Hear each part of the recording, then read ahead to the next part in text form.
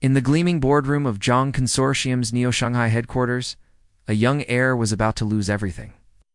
What started as a routine succession announcement took a shocking turn when they came face to face with ultimate betrayal. Elior Zhang wasn't your typical trust fund prince. For 22 years, he had spent his life preparing to inherit his mother's tech empire. Known for his analytical brilliance and unwavering loyalty to family, when he encountered his father's devastating announcement naming his stepbrother as CEO, he had no idea he was walking into a carefully orchestrated conspiracy. Elior's calm acceptance that would lead to the systematic destruction of everyone who betrayed him. What began as a son's disinheritance would become a masterclass in strategic revenge. The corporate world would never be the same after discovering that true power doesn't come from board votes. It comes from the ghost of a brilliant mother who planned for every contingency. The man they thought they'd destroyed was about to remind them exactly whose name was really on the empire. Asterisk, asterisk, before we jump back in, tell us where you're tuning in from and if this story touches you. Make sure you're subscribed because tomorrow I've saved something extra special for you. The holographic displays lining the Zhang Consortium's private boardroom casts cold blue light across 40 faces board members, executives, and shareholders who collectively controlled trillions of yuan. But today, only one face mattered too. Me, my father's. Ladies and gentlemen, Damien Zhang's voice echoed through the crystalline chamber. After much consideration, I'm announcing the successor to Zhang Consortium. I straightened in my chair.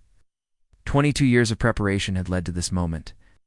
Every sleepless night studying market algorithms, every diplomatic dinner with foreign investors, every sacrifice I'd made to become worthy of my mother's legacy, it all culminated here.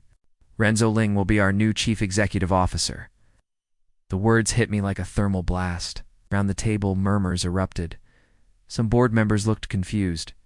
Others, the ones Renzo had been charming for months, nodded approvingly, remained perfectly still. Renzo rose from his seat with that practiced smile, the one that had fooled everyone except me. Thank you, Father. I won't let the Zhang family down. Father. The word twisted in my chest like a blade. Renzo brings fresh perspective, Damien continued, not meeting my eyes. He understands the human element of business in ways that pure analytics cannot. Pure analytics. Is that what I'd become to him? A cold calculation instead of his son? Renzo stepped forward, all confidence and calculated humility. I know this transition might surprise some of you, but I've spent the last 2 years learning from the best mentors in the industry. I've studied every division, every subsidiary, every partnership that makes Zhang Consortium the powerhouse it is today. Lies. Pretty, polished lies. He'd spent those 2 years networking at galas and seducing board members' daughters. Most importantly, Renzo's voice grew warm, almost tender. I've learned that a company isn't just numbers on a screen, it's people, dreams, families, building futures together. The board ate it up. Even I had to admit he was good, charismatic, in a way I'd never been. Where I spoke in facts and projections, he spoke in emotions and promises. But what stung most was seeing my father's face light up with pride, the same expression he used to reserve for me, Elior. Damien's voice cut through my thoughts. Any comments? 40 pairs of eyes turned toward me. Some sympathetic, others curious.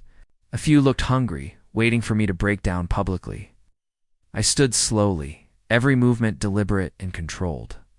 Congratulations, Renzo. My voice came out steady, professional. I'm sure you'll do interesting things with the company. Renzo's smile flickered for just a moment. He'd expected tears, anger, maybe even violence. It's not this calm acceptance. Thank you, brother, he said, emphasizing the last word. I hope we can work together in whatever capacity you're comfortable with. Whatever capacity I'm comfortable with, like I was some mid-level employee being offered a consolation prize. I walked toward the exit without another word, my footsteps silent on the smart glass flooring. Behind me, Renzo launched into his prepared speech about innovative leadership and sustainable growth strategies. But as I reached the door, one memory surfaced like a lifeline thrown to a drowning man. My mother's voice echoed from 3 years ago, when cancer was already stealing her strength. Power isn't given, it's taken, and sometimes it's inherited in ways no one expects. She'd handed me a sealed envelope that day, along with cryptic instructions about opening it only after my 21st birthday. I'd thought it was sentiment, a dying mother's final gift to her son. Now, I understood. The elevator descended toward the parking garage in perfect silence. By the time I reached my Tesla, my hands weren't shaking anymore. By the time I arrived at my penthouse apartment, my breathing had returned to normal. And by the time I opened my mother's letter, the one I'd been carrying in my jacket for over a year, everything became crystal clear. The document inside wasn't sentiment. It was nuclear warfare disguised as inheritance law. Elior Zhang, in her brilliant, ruthless way, had transferred 51% controlling shares of Zhang Consortium directly to me. Not through Damien, not through any board vote or succession plan. Directly to her son, with ironclad legal backing that made it irreversible. My phone buzzed. Theo Liang's face appeared on the holographic display's sharp features, knowing eyes behind smart glasses, and the kind of smirk that meant trouble. Saw the news feeds, he said without preamble.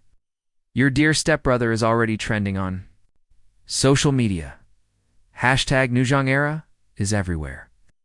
Theo had been my closest friend since childhood, the street-smart hacker my mother had rescued from Neo-Shanghai's digital underground. If anyone understood betrayal, it was him. Run a verification. On this, I said, forwarding him the encrypted legal documents. His fingers flew across holographic keyboards as he analyzed the data streams. For 30 seconds, the only sound was his occasional whistles of amazement. Holy shit, Elior. This is legitimate. Not just legitimate. It's bulletproof. Your mother hired the best legal AI networks in 3 countries to draft this. The blockchain verification alone would take decades to crack. So I really own 51% of Zhang Consortium. You're not just the heir, man, you're the majority shareholder. Your stepbrother just became CEO of a company he doesn't actually control. I stared out at Neo-Shanghai's skyline, where holographic advertisements painted the night in neon dreams. Somewhere out there, Renzo was probably celebrating his victory. Somewhere out there, my father was convincing himself he'd made the right choice. They had no idea what storm was coming, but I did. The Zhang estate on the outskirts of Neo-Shanghai had been sealed since my mother's death. Damien couldn't bear to enter it, and I'd respected his grief until now. The retinal scanner recognized me instantly, door seals hissing open to reveal 3 years of preserved silence. Everything remained exactly as Elior Zhang had left it. Her study still smelled of jasmine tea and determination. Her desk still held half-finished algorithms for neural network trading systems. Her chair still faced the window where she used to watch sunrise paint the city gold. Environmental systems activating, announced the house AI in my mother's recorded voice. Welcome home, Elior. Even dead, she was still taking care of me. I moved through the study like a ghost revisiting his haunting grounds. Hidden behind a bookshelf of ancient paper texts, my mother's one. Analog weakness lay, a biometric scanner I'd never noticed as a child. When I pressed my palm against it, the wall dissolved into light. The hidden room beyond took my breath away. Holographic displays surrounded a central chair, each screen cycling through real-time data streams from Zhang Consortium, competitor analysis, global market fluctuations, and most importantly, detailed psychological profiles of every person in my father's inner circle, including Renzo. Hello, my son. I spun around. My mother's voice had shifted from the house AI to something more complex, more alive. A shimmering holographic form materialized in the chair. Not quite solid, but unmistakably her. Mother. My voice cracked like I was 12 years old again. An AI construct, the projection explained with my mother's characteristic directness. Programmed to activate when you access this room with both the legal documents and biometric verification. I knew you'd need guidance eventually. You knew about Renzo? Her laugh was bitter music. I knew about everyone, Elior. Yulan contacted me long before she seduced your father. She was very direct about her intentions to secure her son's future through marriage into our family. The holographic display shifted, showing correspondence between my mother and Renzo's mother dating back for years. Message after message of thinly veiled threats, manipulation tactics, and strategic planning. She played the grieving widow perfectly, AI Mira continued. Appeared in your father's life at exactly the right moment, when his judgment was clouded by loss. Classic emotional manipulation. But the hospital records, I said, remembering fragments of doubt. Your death was sudden, the doctor said. The doctor said what they were paid to say. Her projection gestured, and new data. Streams appeared. Medical logs with obvious gaps. Security footage with suspicious editing marks. Payment transfers to hospital staff that coincided perfectly with my mother's final night. You're saying they killed you? I'm saying they helped speed along a process that was already inevitable. The cancer would have taken me eventually. They simply ensured the timing worked in their favor. My hands clenched into fists. Renzo was there that night. Renzo was there many nights, playing the concerned steps in 2B. But on March 15th, he stayed longer than usual. And strangely, 3 staff members who regularly checked on me all found reasons to be elsewhere during the final hours. The evidence was circumstantial but damning. Payment trails, deleted recordings, pattern of presence and absence that spelled murder disguised as mercy. Why didn't you expose them? Because I was dying anyway, and exposing them wouldn't have stopped them from trying again. Better to let them think they'd won while I prepared your real inheritance. Her projection smiled with familiar cunning. They wanted my empire. I gave them the illusion of victory while ensuring you'd hold the actual power. A new alert chimed. Theo's face appeared on one of the peripheral displays. Elior, we've got movement. Someone's been tailing you for the past week. Professional-grade surveillance, but I managed to hack their communications. Paying for it, Renzo? Bingo, but here's the interesting part. They're not just watching you. They're watching your watchers. Meta-surveillance. Very expensive, very sophisticated. The holographic Myra looked pleased. Your stepbrother is more paranoid than I gave him credit for. Good, paranoid people make mistakes. Another display. Lit up with a woman's face, elegant, dangerous, with eyes that promised either seduction or destruction. Clara Wu, I'd seen her at corporate events, always peripherally, always watching. She's the primary asset, Theo continued. Corporate spy, according to my sources.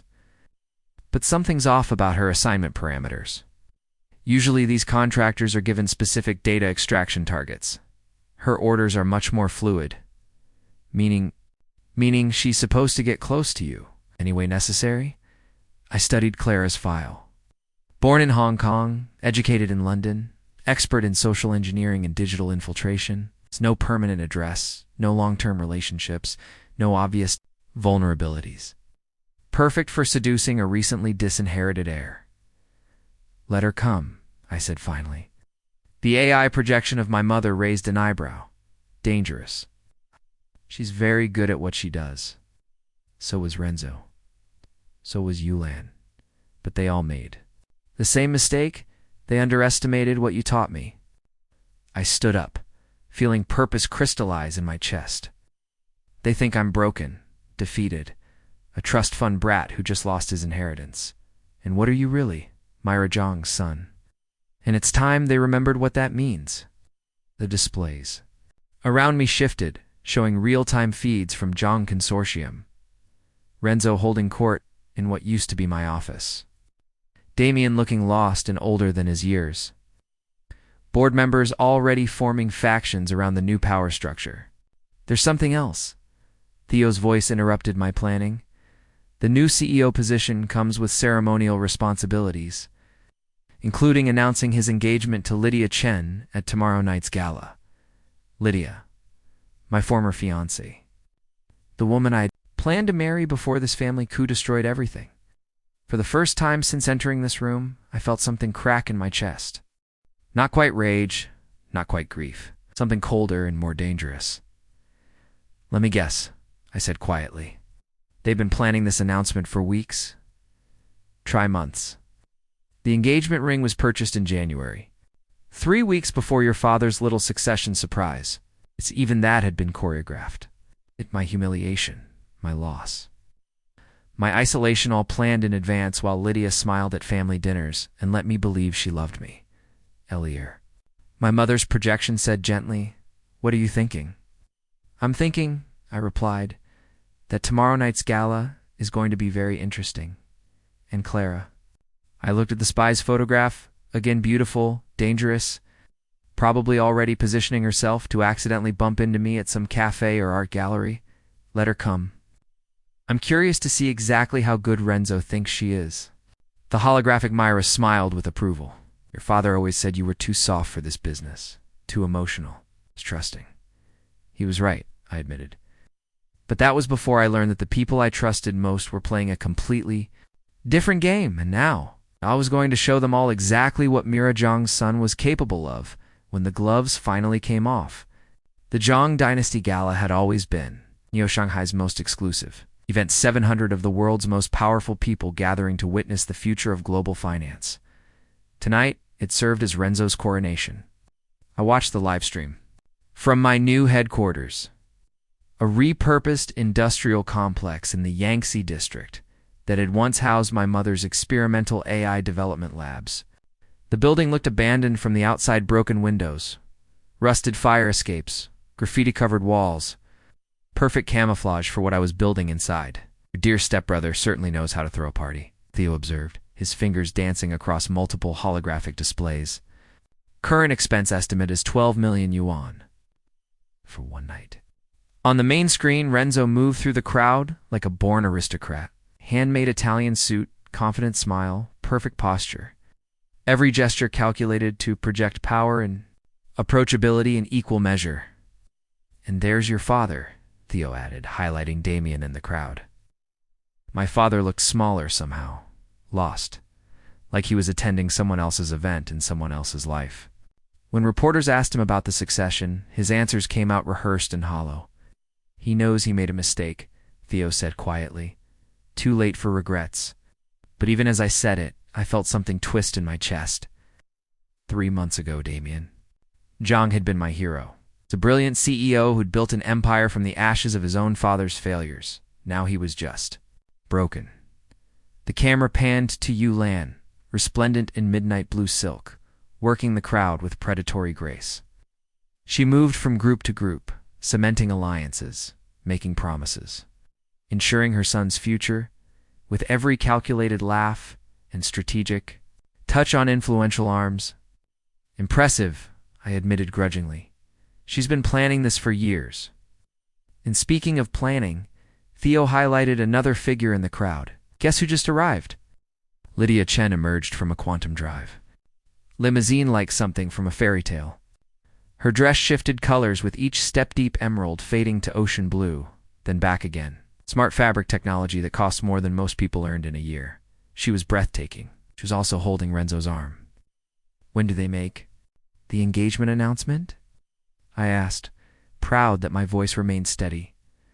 According to the schedule leak, right after dinner. Prime time for maximum social media impact. I'd known this was coming. I'd prepared myself for it. But watching her smile at him, watching her lean into his touch, watching her play the perfect supportive fiancé, it still hit like a physical blow. You know, Theo said carefully, we could crash their party. One anonymous data leak about Renzo's medical payment trails, and their whole evening goes down in flames. No, I stood up, pacing away from the screens. Too obvious, too emotional.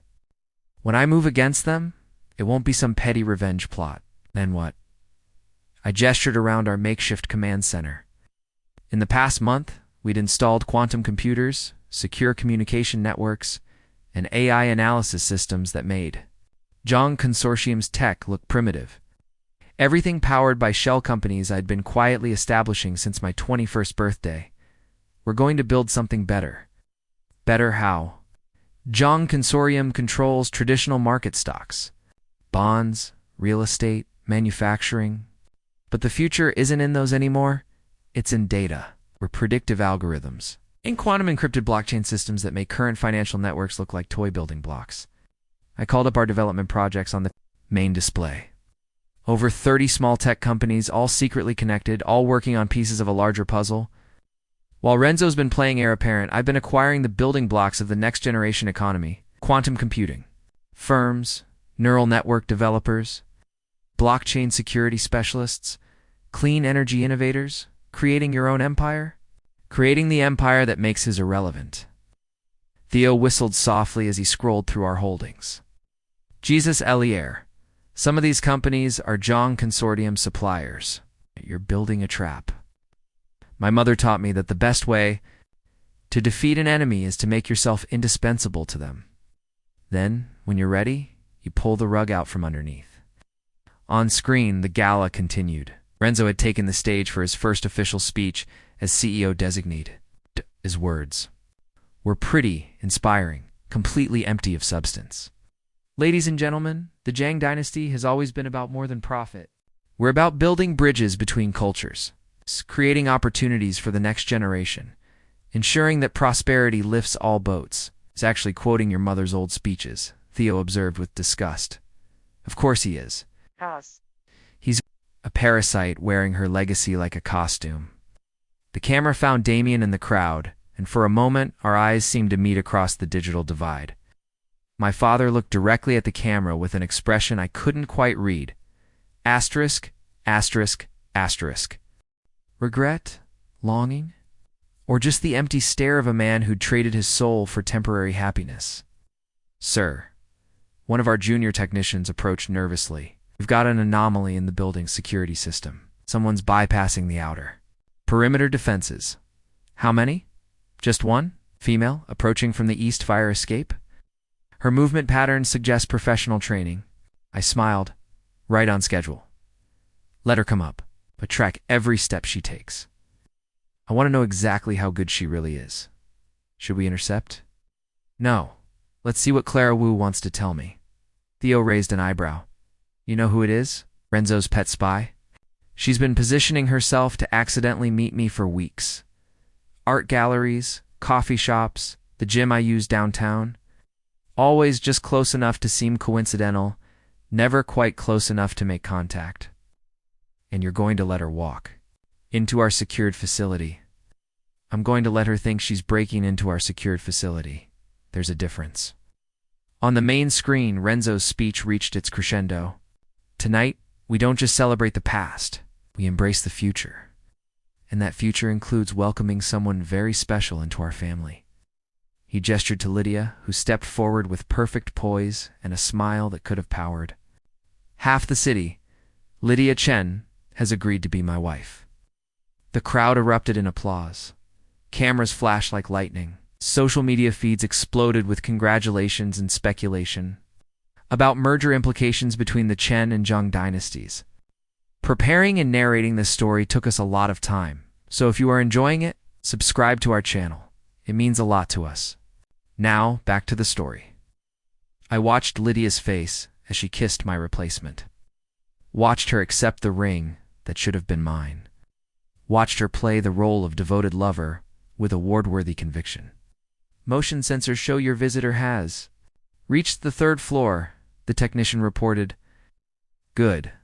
Open a communication channel to the 4th floor conference room. Let's give Ms. Wu something interesting to find when she gets there. Theo looked at me with something between admiration and concern.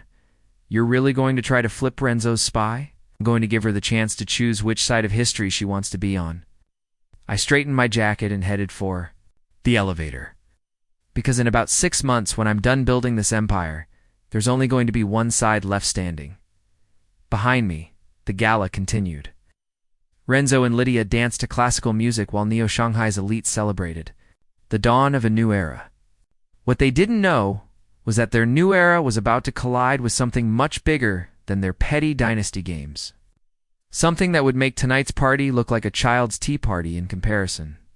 The elevator doors closed, carrying me up to meet my mother's real legacy. Not the woman on screen playing bride-to-be, but the one climbing through our fire escape with skills that could either destroy me or help me destroy everything else. Time to find out which. Clara Wu moved. Through my building like liquid shadow, too good to be an amateur, too sloppy to be perfect. She wanted me to know she was coming.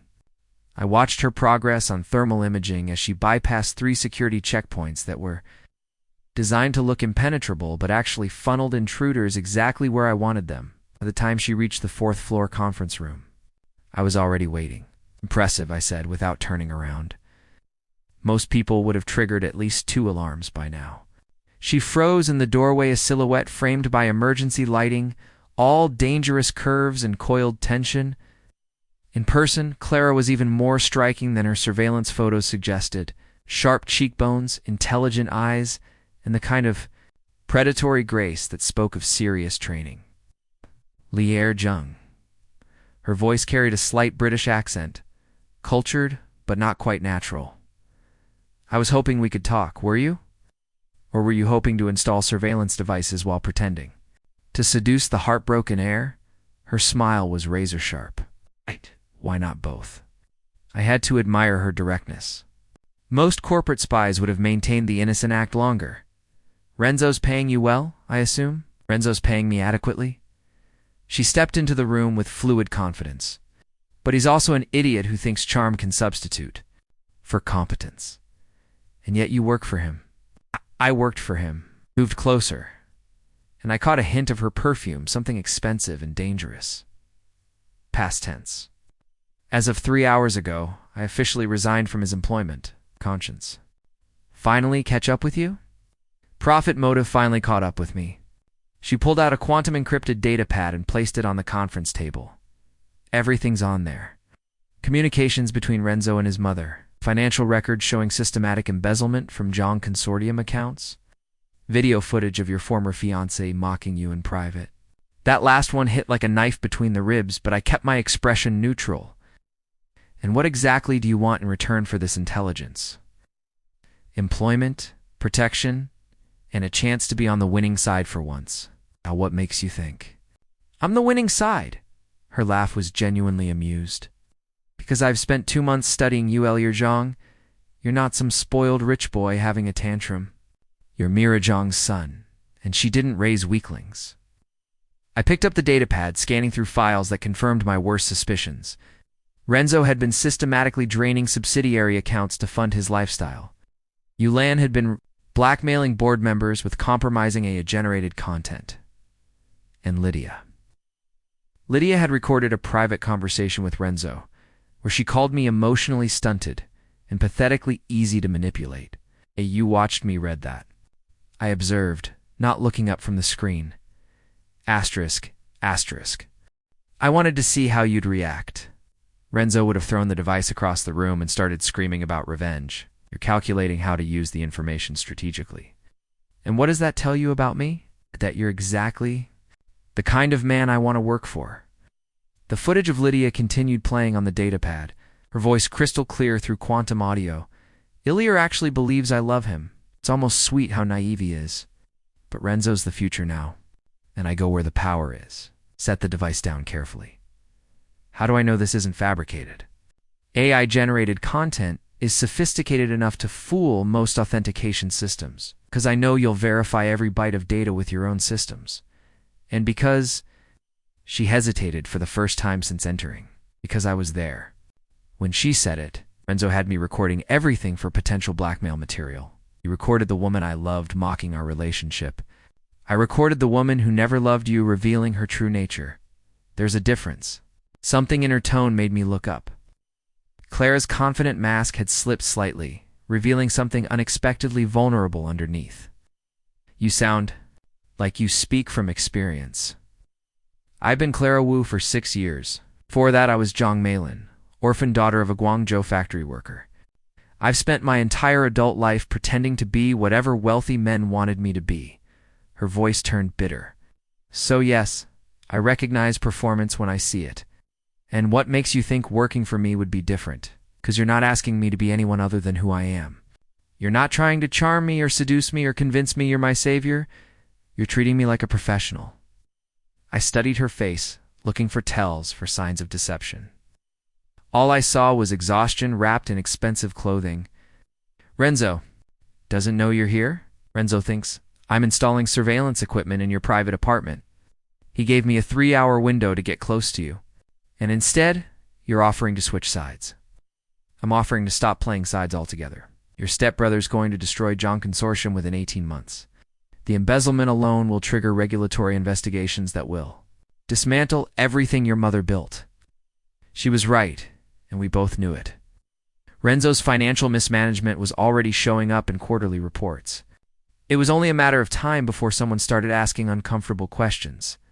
"Show me the rest," I said. For the next hour, Clara walked me through a comprehensive intelligence package that must have taken months to compile. Renzo's drug habits, Yulan's offshore accounts, Damien's deteriorating mental health, board members being systematically compromised through AI-generated scandals. But the most damaging evidence was a recorded conversation between Renzo and a Zhang Consortium hospital board member from 3 years ago, the night my mother died.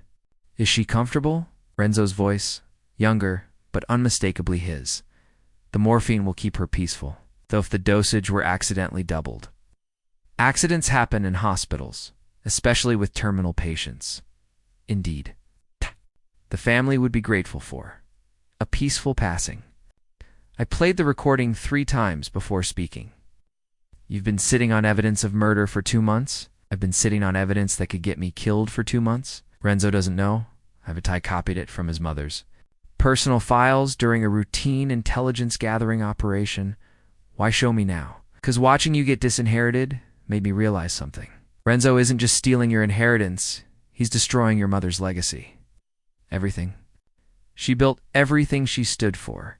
He's turning it into his personal piggy bank." Clara stood up, moving to the window that overlooked Neo-Shanghai's sprawling cityscape. In the distance, Zhang Consortium's headquarters rose like a gleaming spear into the night sky. "I've spent my career working for men who take things that don't belong to them. Money, companies, women, lives. But your mother, she built something real. Something that mattered. You never met her. No, but I've read everything she ever wrote. Every speech, every interview, every internal memo. She believed technology should elevate humanity, not exploit it.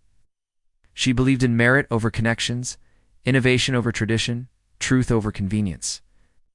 Clara turned back to face me, and, for the first time, her professional mask was completely gone. Renzo represents everything she fought against.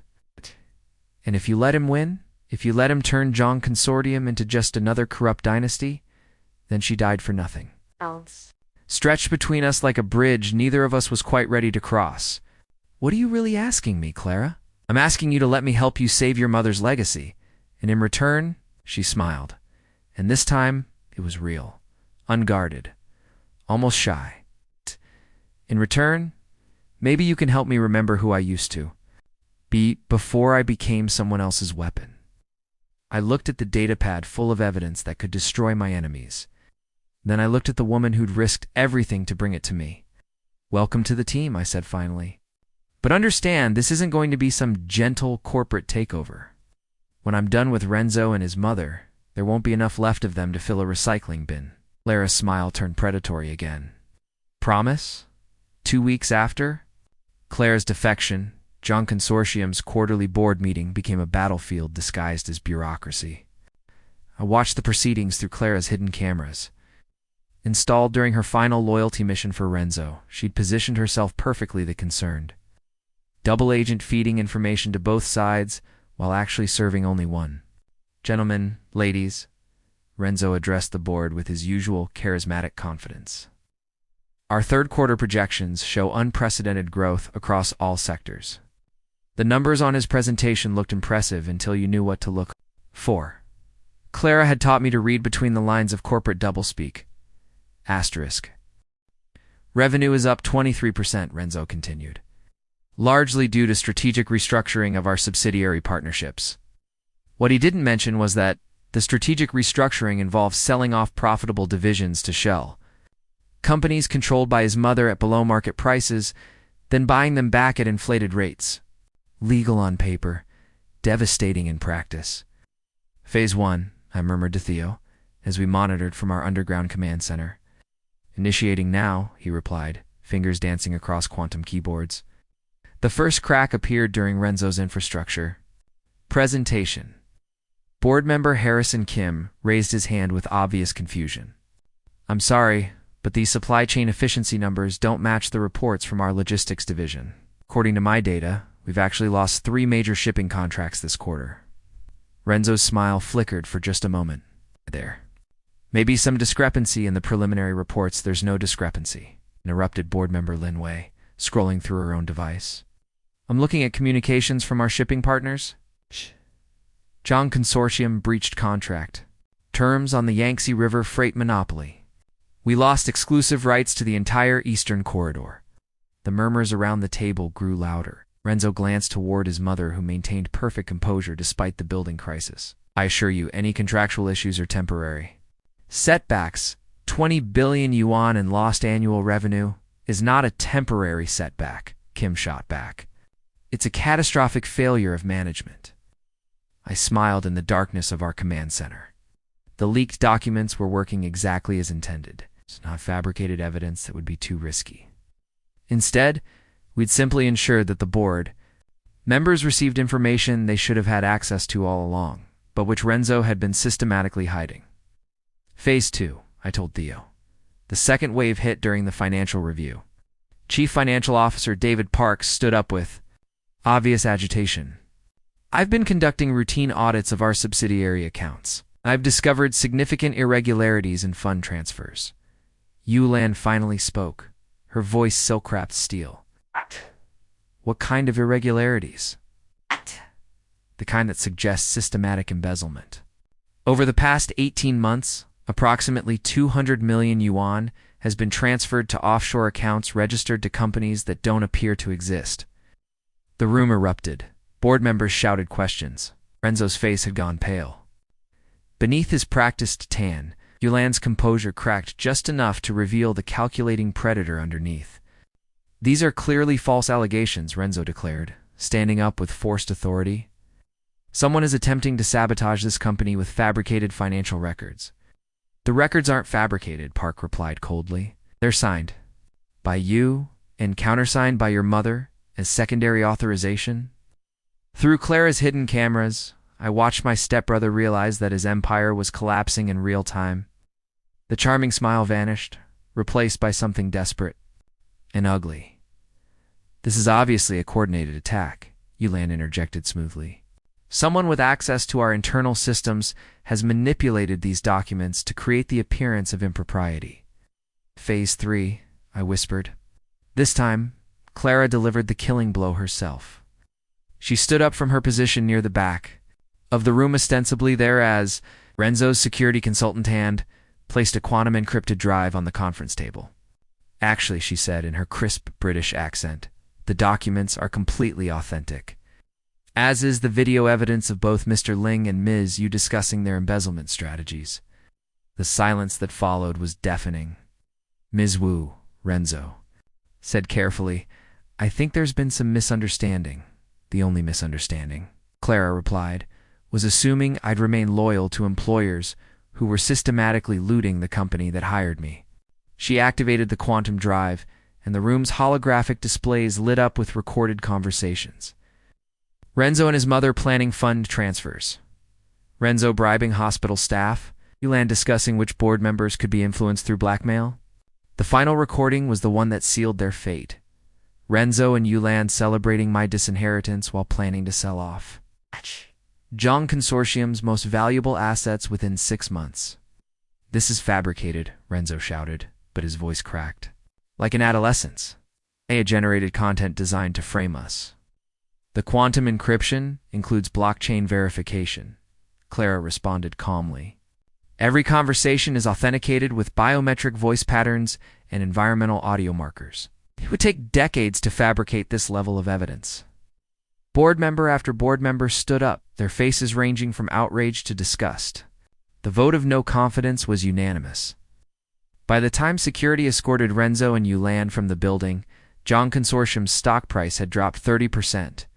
Emergency board sessions were being called. Regulatory investigations were being launched. "Phase 4, Theo asked, as we watched the chaos unfold. No, Phase 4, I replied, surprising him. We let them destroy themselves now. Sometimes the most devastating attack is simply revealing the truth and then stepping back. On the main screen, Elior Zhang sat alone in the emptied boardroom, looking like he'd aged 10 years in 10 minutes. For a moment I felt something that might have been pity. Then I remembered Lydia's mocking laughter and my mother's mysterious death, and the feeling passed. "Sir," one of our junior technicians called out, "we're getting reports of suspicious activity around your father's penthouse. Multiple vehicles, possible security detail." I frowned. Renzo and Yulan were escorted directly to their own residence. "Why would there be activity at?" "Because," Clara said quietly. Studying the traffic patterns on her tablet, they're not going quietly into exile. They're going to make one last play. "What kind of play?" Her expression was grim. "Kind. That ends with your father having a tragic accident, leaving you as the grieving heir who needs their guidance to navigate the crisis." I was moving toward the elevator before she finished speaking. "Theo, scramble our security team." "Clara, how much of a head start do they have? 20 minutes, maybe less." The elevator doors closed, carrying me toward what might be my father's final night alive. Behind me, our command center hummed with activity as my team prepared for war. Renzo had just learned the same lesson I'd learned months ago. When you lose everything, you have nothing left to lose. The difference was, I'd used that freedom to build something better. He was about to use it to burn everything down. My father's penthouse occupied the entire top floor of the Celestial Tower, 60 stories above Neo-Shanghai's neon-soaked streets. By the time our security team reached the building, Yulan's mercenaries had already disabled the lobby guards and were ascending. In the express elevator, thermal imaging shows 6 hostiles, Theo reported through my earpiece. Professional-grade equipment, military movement patterns. This isn't corporate espionage anymore, it's an assassination squad. I stood in our armored transport watching. The building's smart glass exterior reflect the city's holographic advertisements like a digital waterfall. Somewhere up there, Elior Zhang, the man who'd betrayed me, disinherited me, chosen another man's son over his own, was about to die. The smart thing would be to let it happen. Let Renzo and his mother eliminate the last obstacle to my complete victory. Let them paint themselves as murderers while I emerged as the grieving son, wrongfully accused but ultimately vindicated. "Elior," Clara's voice cut through my tactical calculations. "We need to move now if we're going to save him." "Do we?" I asked quietly. "He made his choice. He chose them over me, and you're choosing to let him die for it." I looked at her, at this woman who'd betrayed her employers, risked her life, and thrown away her carefully constructed identity, just to help me reclaim mine. "You think I should save the man who destroyed my life?" "I think," Clara said carefully, "that you should save the man who's still your father. Because the Elior Zhang I've come to know over the past 2 weeks isn't someone who lets innocent people die for revenge." Innocent? Was Damien innocent? He'd been manipulated, certainly. Seduced by a woman who played his grief like a master musician. But he'd still chosen to publicly humiliate me, still chosen to hand my inheritance to a stranger, still chosen their love over his son's loyalty. Our team leader's voice crackled through the cum. "We're in position, but they've got a 30-second head start. If we're moving, it has to be now." 30 seconds. In 30 seconds, I could become an orphan and the sole heir to everything my parents had built. In 30 seconds, I could watch the last person who remembered my childhood disappear forever. "Go," I said finally. "Save him." All teams greenlight, Theo broadcast. Priority 1, protect Elior Zhang. Priority 2, capture Yulan and Renzo alive. I couldn't see the battle, but I could hear it through the comm channels. Gunfire. Shouting.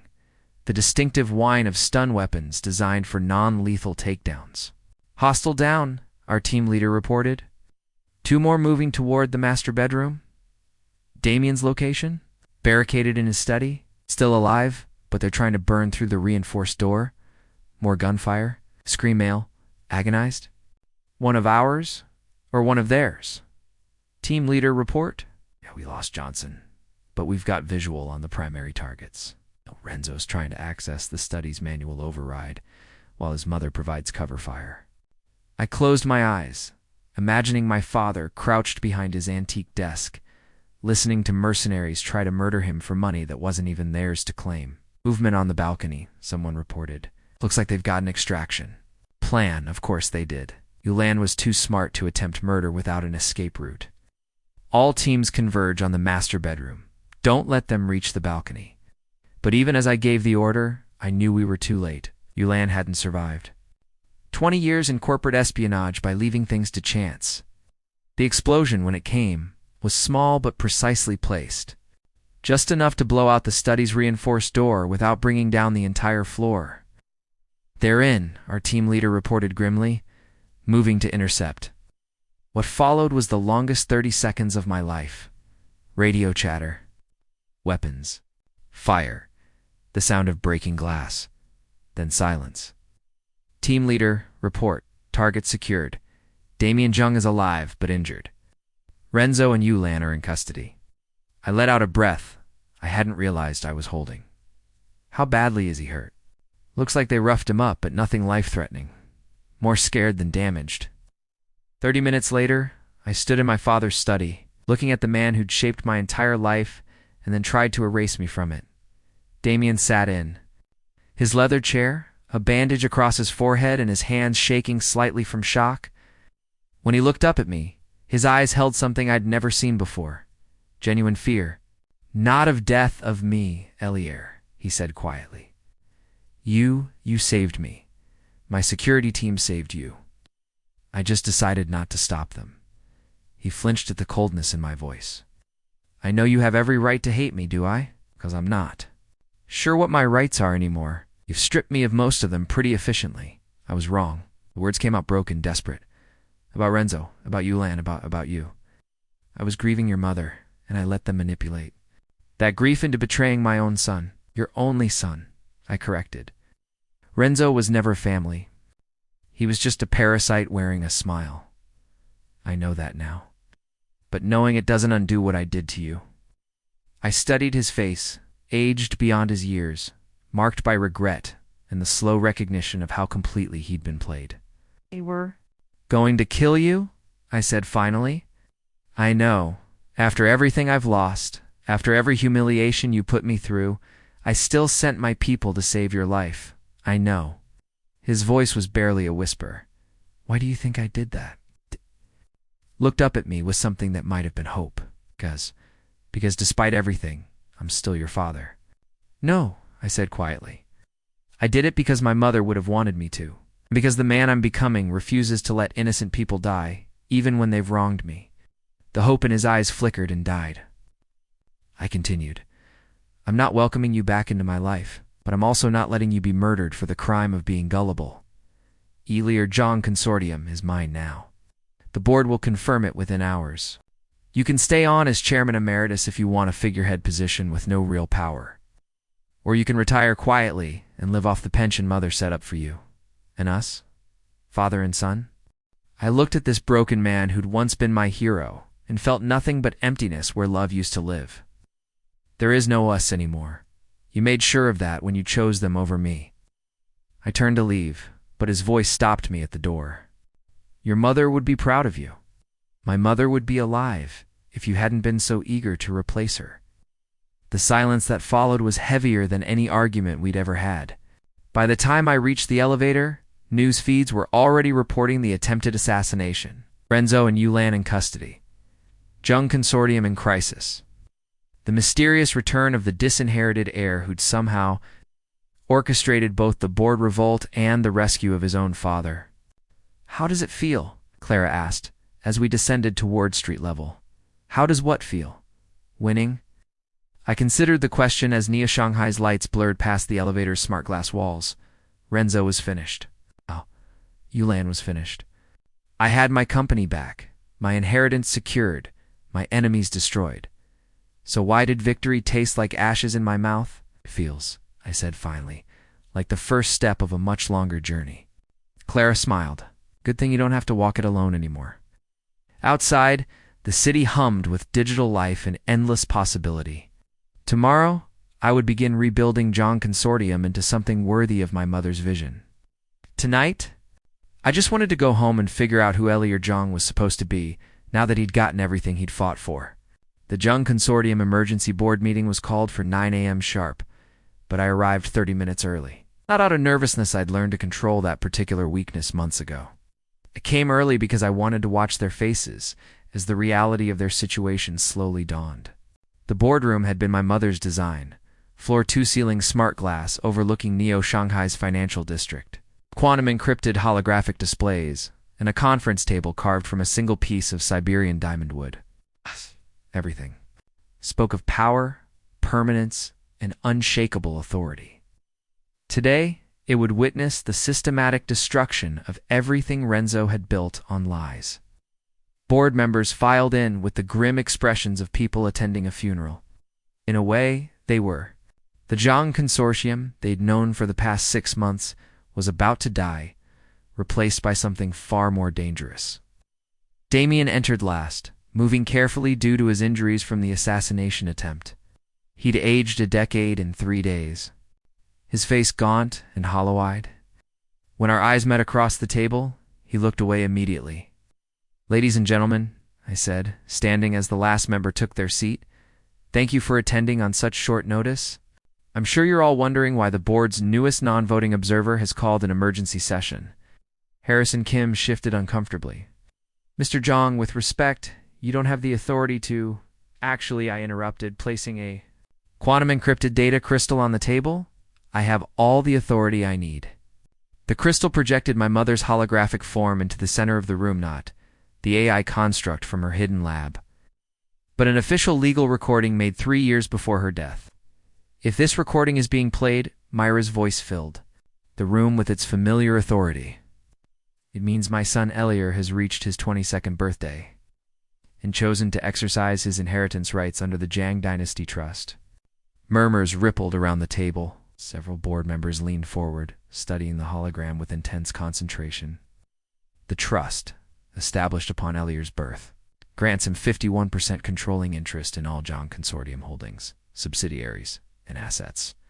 This transfer was executed automatically upon his 21st birthday, with legal ownership masked by quantum-encrypted holdings until such time as he chose to reveal it. The silence that followed was absolute. Furthermore, Mira's hologram continued, "If the board has installed any interim leadership without Elior's explicit consent, such appointments are null and void under the original corporate charter." David Park, our CFO, was frantically scrolling through legal databases on his tablet.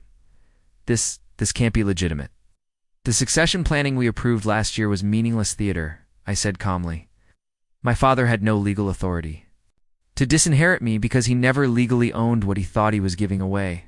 Activated another database showing the blockchain verified ownership records.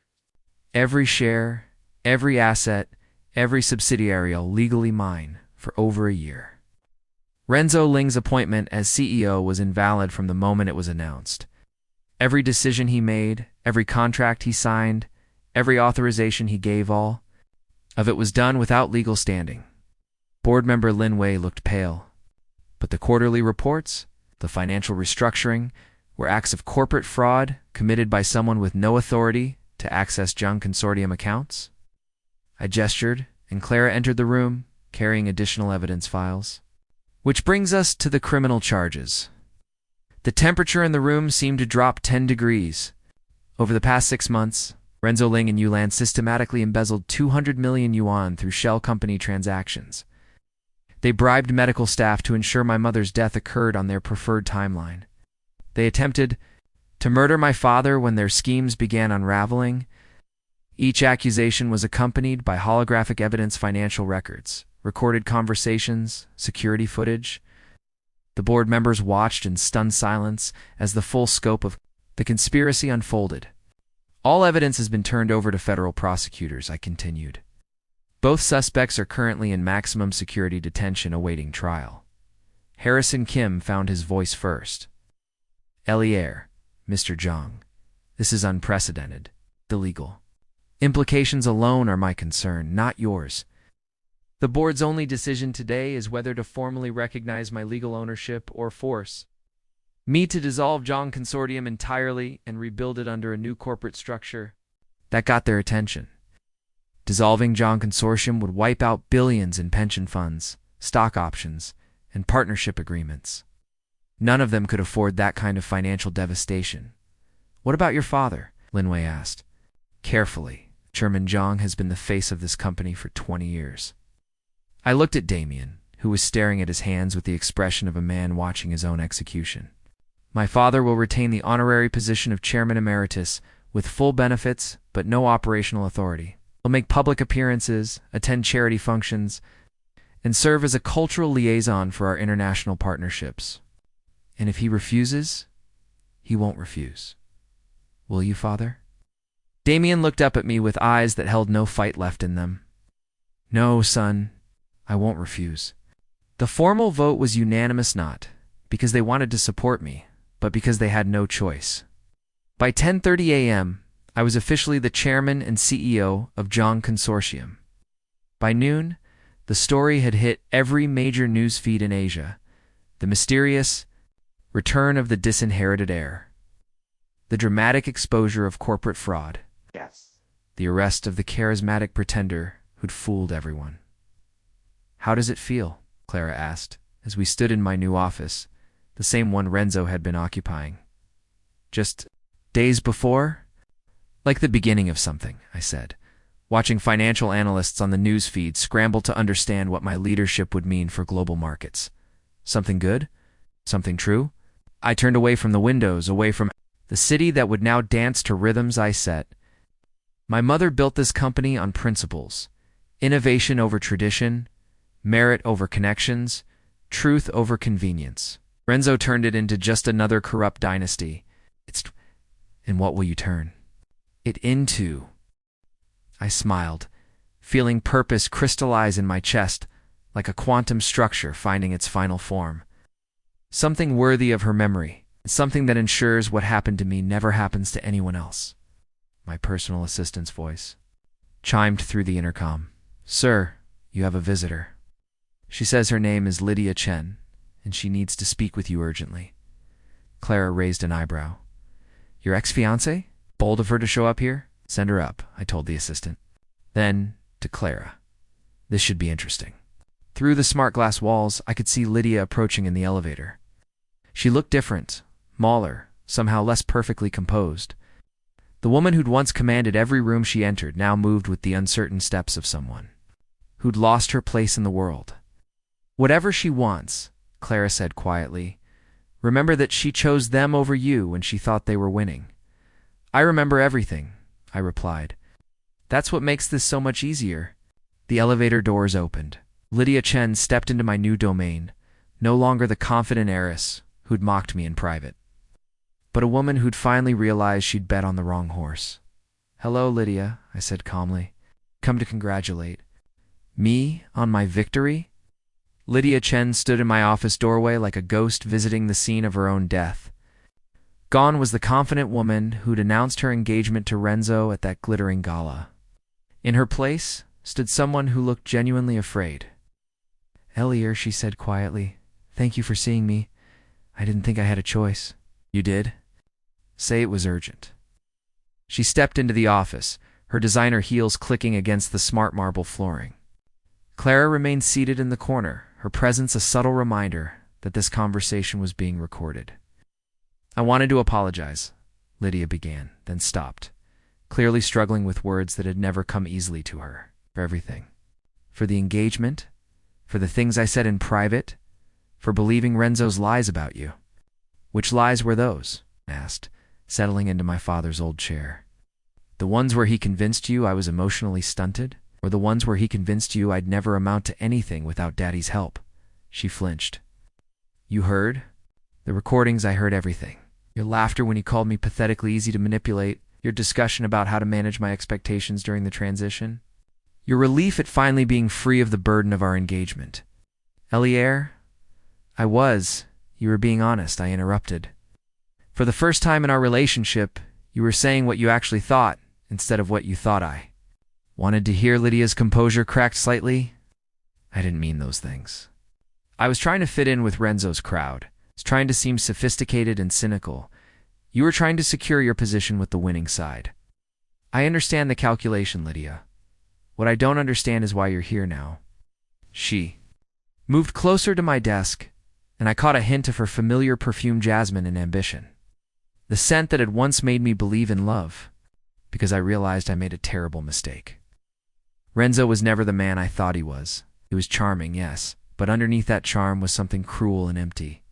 He didn't love me, Elior. He just wanted to possess something that had belonged to you. And what am I supposed to do with that information? I'm hoping. She hesitated, gathering courage for whatever she was about to say. I'm hoping you might forgive me, that we might find our way back to each other. The silence that followed was heavy enough to crush diamonds. You want me to take you back? I want us to try again. The real us, not the corporate arrangement our families forced on us. I see now how strong you really are, how brilliant. How wealthy and powerful I turned out to be after all. Her face went pale. That's not. I didn't come here because of your money? No? Then why did you come here? Because I miss you. Because I realized that what we had was real, even if I was too stupid and scared to appreciate it at the time I studied her face, looking for tells, for signs of deception. All I saw was genuine desperation wrapped in expensive clothing. Do you know what the hardest part was? I asked quietly. Losing the company? Losing you? Discovering that the woman I planned to marry, the woman I thought understood me better than anyone else in the world, saw me as nothing more than a convenient stepping stone to social status. Tears started forming in her eyes. Elior, please. I used to imagine our wedding day, our children, growing old together while building something meaningful with the empire my mother left me. I stood up, moving to the window that overlooked the city. I thought you saw the same future I did. I did see it. No, you see a revised version now that the parameters have changed. Now that I'm the one with power and Renzo's, the one facing 20 years in federal prison. It's not fair, isn't it? I turned back to face her. Tell me, Lydia, if Renzo hadn't been arrested, if his schemes had succeeded, if he really had inherited Zhang Consortium legitimately, would you be here right now? The question hung in the air like a sword waiting to fall. She started to speak, then stopped, the honest answer dying on her lips. Thank you for your honesty, I said quietly. Clara, would you please escort Miss Chen to the lobby? Elior, wait. Lydia's voice carried a note of panic. I know I hurt you. I know I don't deserve forgiveness. But what we had was real. The connection, the understanding, the way we could talk for hours about everything and nothing that wasn't fake. You're right. Some of it was real. Just what made your betrayal so much more devastating. So that's it? You're just going to shut me out forever? I looked at this woman who'd once been the center of my universe and felt nothing but emptiness where love used to live. I'm going to let you walk away with your dignity intact. Considering what you did, that's more mercy than you have any right to expect. Clara stood up, moving toward the door with professional efficiency. Miss Chen. Lydia looked at me one last time, searching for some crack in my armor, some sign that the man who'd once loved her still existed underneath the corporate executive I'd become. The Elior I fell in love with wouldn't be this cold, she said. Finally, the Elior you fell in love with wouldn't have needed to be. After they left, I stood alone in my office, looking out at the city that now answered to my vision. In the distance, construction crews were already working on the new Zhang Innovation Campus, my first major project as CEO. My phone buzzed. A text from Clara. She's gone. Security confirms she left the building. You okay? Was I okay? I just watched the last remnant of my old life walk away forever. The woman I'd planned to marry, the father who'd raised me, stepbrother who'd tried to steal everything, all of them, were now part of my past rather than my future. I should have felt victorious. Instead, I felt hollow. Another text. This. One from Theo. Board meeting went better than expected. Market analysts are calling you the most eligible bachelor in Asia. Congratulations on becoming a billionaire heartthrob. I almost smiled at that. Trust Theo to find the absurd angle in everything. A soft knock interrupted my brooding. Clara entered carrying 2 cups of coffee and wearing an expression of carefully managed concern. Thought you might need caffeine, she said, setting one cup on my desk. How much of that conversation did you record? All of it. Standard security protocol for unscheduled meetings with potential hostile actors. Is that what she was? A hostile actor? Clara considered the question seriously. She was a desperate woman trying to salvage something from the wreckage of her life. Whether that made her dangerous depends on how susceptible you are to emotional manipulation. And what's your assessment of my susceptibility? Clara said carefully. That the man who saved his father's life despite being betrayed by him is someone who leads with his heart, even when his head knows better. Is that a weakness? It's what makes you different from Renzo. Different from your father. Different from everyone else who's run this company based purely on profit calculations. I sipped my coffee and imported Ethiopian beans, perfectly prepared. Even in exile, my mother's standards persisted in the smallest details. My mother used to say that power without compassion was just tyranny with better accounting. Smart woman. Smart enough to ensure I'd have the tools to reclaim what was mine when the time came. But I don't think she anticipated how much the fight would cost me. What do you mean? I gestured toward the door where Lydia had exited. 3 months ago, I would have forgiven her. Would have convinced myself that love was worth the risk of being betrayed again. And now? Now I understand that forgiveness and trust are different currencies.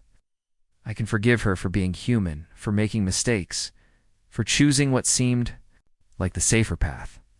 But I can't trust her with my heart again. Clara moved closer, her professional mask slipping slightly. Maybe that's not entirely a bad thing, meaning maybe the man you're becoming is someone who deserves better than a woman who only loves him when he's winning. Our eyes met across the space between us, and for a moment, something passed between us that had nothing to do with corporate alliances or strategic partnerships. Clara, I should get back to work, she said quickly, the professional mask snapping back into place. The Jakarta acquisition files need your review before tomorrow's conference call. She was already moving toward the door when I called her name. Thank you for everything, for believing in me when I didn't believe in myself. She paused at the threshold, not quite looking back. Thank you for being someone worth believing in. After she left, I returned to the window and the endless city beyond. Somewhere out there, Lydia was returning to whatever life she'd built during our separation. Somewhere out there, my father was learning to live with the consequences of his choices. And somewhere out there, Clara Wu was probably telling herself that falling for her employer was the worst possible professional decision she could make. All of which meant tomorrow was going to be very interesting indeed. 6 months after reclaiming Zhang Consortium, I stood in the center of the new innovation campus, watching quantum 3D printers construct the final components of our revolutionary neural interface prototype. The facility hummed with the kind of focused energy my mother would have, loved brilliant minds working on technology that could change everything. Final stress tests complete, Dr. Sarah Kim announced from the Central Command Station. Neural Compatibility is at 97%, with 0 adverse cognitive effects in the trial subjects. Around us, holographic displays showed real-time data from the interface testing. Direct brain-to-AI communication with none of the invasive surgery or dangerous side effects that had plagued previous attempts. It was exactly the kind of breakthrough that would cement Zhang Consortium's dominance in the neural technology sector. For the next decade, outstanding work, Dr. Kim. What's our timeline for FDA approval? 6 months for preliminary trials? Another year for full certification? But Elior? She paused, looking uncertain. The military applications alone could be worth hundreds of billions. Every defense contractor in the world is going to want this technology. I'd been expecting this conversation. Revolutionary technology always attracted the attention of people who wanted to weaponize it. Which is exactly why we're going to make it freely available under Creative Commons licensing. The lab fell silent. 20 of the world's most brilliant scientists stared at me like I'd announced plans to give away the formula for immortality. Sir, Dr. Kim said carefully, this technology represents potentially $1 trillion in patent value, and if we control it through patents, we ensure that only the wealthy and powerful benefit from it. My mother founded this company on the principle that technology should elevate humanity, not create new forms of inequality. Theo looked up from his quantum computing array with a grin. You realize this is going to cost us about 50% of our projected profits? Good. If we're making obscene profits, we're probably not serving enough people. Dr. Kim was still processing the implications. But sir, if we give the technology away, what's to stop our competitors from making the world a better place? Using our innovations? It's not a bug, Dr. Kim, that's the entire point. I could see her struggling with the concept. Like most brilliant people, she'd been conditioned to think in terms of competitive advantage rather than collaborative progress. The traditional model is dead, I continued, addressing the entire lab. Hoarding technology, creating artificial scarcity, building empires on the backs of controlled innovation, all of that belongs to the old world. We're building something new. Clara entered the lab carrying a tablet full of corporate updates. Over the past 6 months, she'd evolved from my security consultant into something closer to a chief operating officer, though her official title was still deliberately vague. The Jakarta acquisition went through, she reported. 3 more. Quantum computing firms are now part of the Zhang ecosystem. Also, the Seoul facility is ahead of schedule on the renewable energy storage project. Any pushback from the board? Harrison Kim raised concerns about diversification speed, but David Park backed your expansion strategy. Lin Wei wants to discuss the quarterly projections. I nodded, but my attention was drawn to one of the wall displays showing news feeds from around the world. Zhang Consortium's stock price had tripled since I'd taken control. But more importantly, our innovations were beginning to impact daily life in measurable ways. Clean energy storage systems, reducing carbon emissions, AI-assisted medical diagnostics, saving lives in rural areas, educational software providing universal-level instruction to children in developing nations. Theo, show me the impact metrics. The lab's holographic displays shifted to show global data streams. Energy grid efficiency up 12% where our storage systems were deployed, medical diagnostic accuracy up 37% in hospitals using our AI systems. Educational outcomes improving in every region where our learning platforms had been implemented. It's working, I said quietly. What's working? Clara asked. My mother's vision. Technology as a force for human advancement rather than corporate control. Dr. Kim looked thoughtful. Sir, if I may ask, why give away potentially the most valuable technology ever developed? From a pure business perspective? Business isn't pure, I interrupted. Business is just a tool for organizing human activity towards specific goals. The question is, what goals do you choose? I gestured toward the news feeds showing the global impact of our innovations. Renzo chose personal enrichment. My father chose maintaining tradition. I'm choosing to build something that outlasts all of us. And if your competitors don't share that philosophy? Clara asked. If they take your open source technology and use it to build weapons or surveillance systems, then we stay ahead of them by continuing to innovate faster than they can weaponize. The best defense against people who want to misuse technology is making better technology available to everyone else. My personal assistant's voice chimed. Through the lab's communication system, Mr. Zhang, your father is here to see you. He says it's important. I glanced at Clara, who shrugged. Since stepping down as chairman, Damien had maintained his distance, fulfilling his ceremonial duties, but avoiding any meaningful contact with me. Send him in. Damien entered the lab, looking older, but somehow more peaceful than I'd seen him. In months, his posture was straighter, his eyes clearer, as if removing the burden of running the company had allowed him to rediscover himself. Elior, he said formally, I'm sorry to interrupt your work. What do you need? He looked around the lab, taking in the quantum computers, the neural interface prototypes, the holographic displays showing global impact data. I wanted to see what you'd built, he said quietly, and to tell you something. The lab staff continued working, but I could sense their attention shifting toward this rare father-son interaction. I've been visiting the medical centers where your AI diagnostic systems are deployed, Damien continued. In Jakarta, Mumbai, Lagos places where advanced medical care was never available before. And your technology saved a 7-year-old girl's life in Lagos last week. Detected a rare cardiac condition that local doctors would have missed. Her name is Adaura. She wants to be a scientist when she grows up. Something shifted in my chest. Not quite reconciliation, but something. Softer than the cold distance I'd maintained for months. Why are you telling me this? It's because I spent 20 years running this company for profit, for prestige, for the satisfaction of building an empire. But in 1 week, that little girl experienced more benefit from your leadership than billions of people ever saw from mine.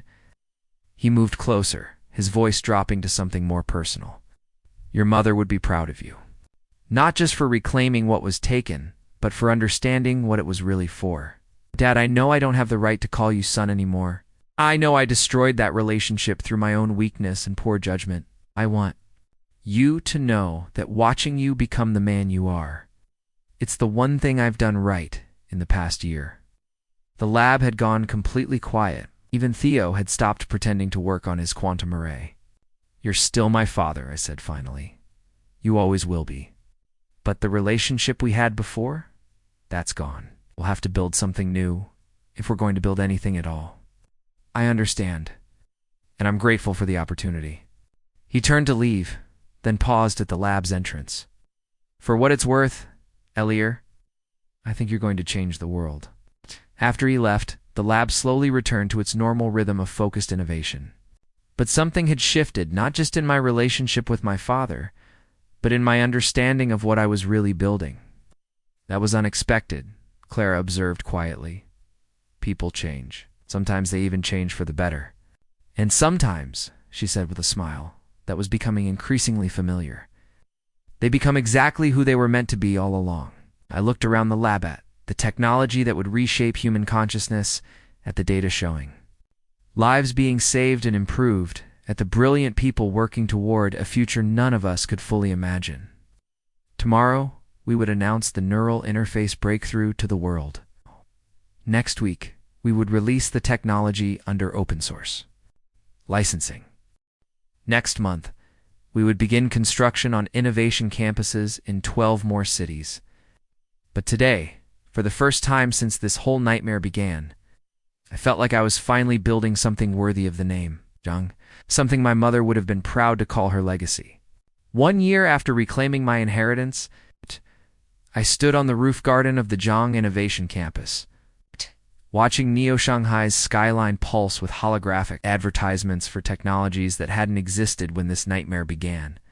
The annual Zhang Memorial Gala was about to commence, not a celebration of corporate power, but a showcase of innovation serving humanity. Final guest count is 800, Clara reported, joining me at the garden's edge. She wore midnight blue silk that shifted colors with her movement. Elegant but practical designer clothing that wouldn't restrict her if she needed to coordinate security responses.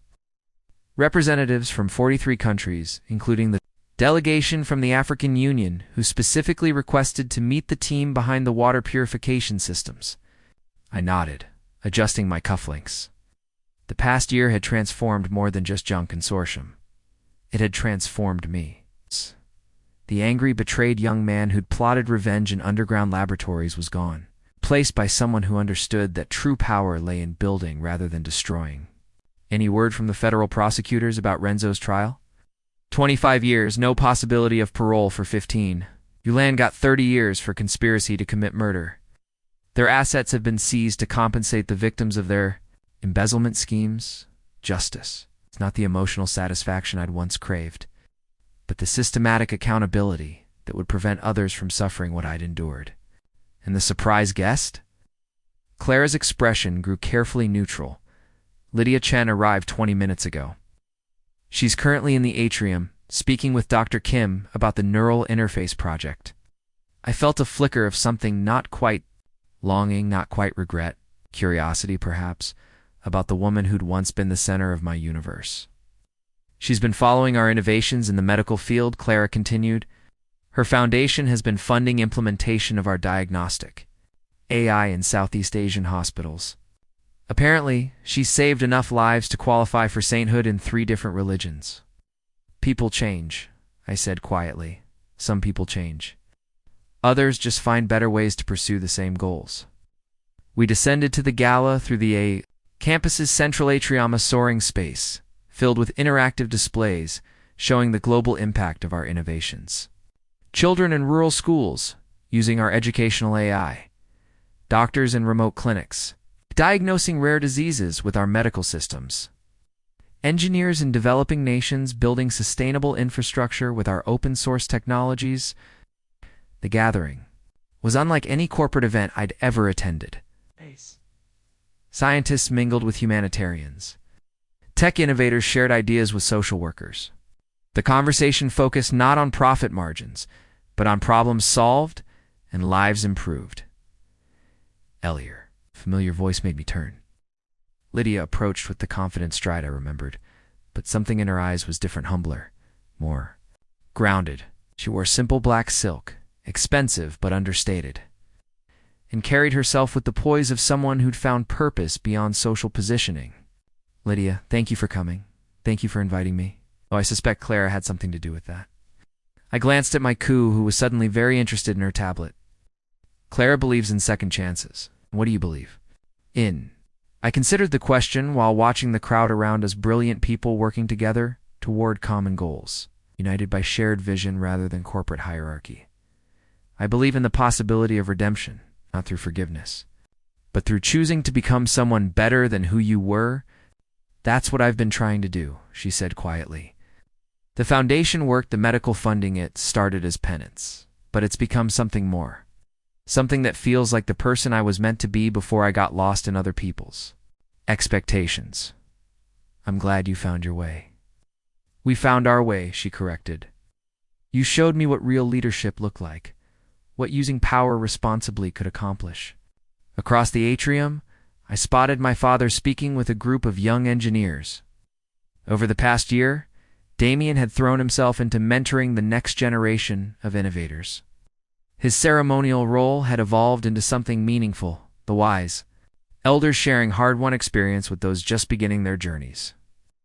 Ladies and gentlemen, the evening's host announced, please join us in the main auditorium for this year's keynote presentation. The auditorium filled with the soft hum of 800 conversations as attendees took their seats.